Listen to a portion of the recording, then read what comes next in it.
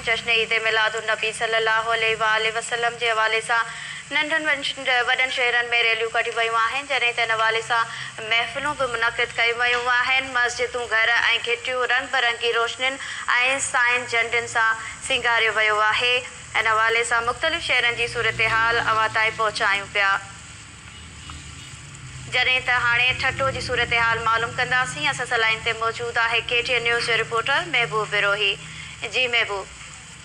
जी ठटे में भी जश्न ईद मिलादुन नबी सल्लल्लाहु अलैहि वसल्लम के सिलसिले में सजो ॾींहुं जुलूसनि जे आमद जो सिलसिलो जारी रहियो। जूचाई, मकली, छतोचंद, फकीर ॻोठ, बिरोही ॻोठ, शाही बाज़ार, शाह कमाल, शाह मिस्कीन दरगाहनि समेत मुख़्तलिफ़ इलाइक़नि मां ऐं शाही बाज़ार मां मुख़्तलिफ़ जेके रैलियूं आहिनि उहे मुख़्तलिफ़ आलमनि जी अॻवानी में ठटे आमद जो सिलसिलो जारी रहियो। ठटे में हज़ारे जेके माण्हू आहिनि मुख़्तलिफ़ गाॾियुनि जे जुलूसनि जे सूरत में ठटे पहुचण खां पोइ जेके रैलियूं आहिनि उहे जलसे में तब्दील थी वियूं, जिते जश्न ईद मिलादुन नबी जो हिकु वॾो जलसो मुनक़द थियो, जेके जमायत अहल सुन्नत ठटे जे मुफ्ती अब्दुर्रहमान ठटवी, जमायत कादरी जीलानी जी सरपरस्ती ग़ुलाम ज़मानी, मौलाना फज़लुल्लाह मौलवी जामी वॾी महिरबानी नाज़िन ठट्टो खां महबूब बिरोही असांखे तफ़सील ॾिना आहिनि रैली जे हवाले सां।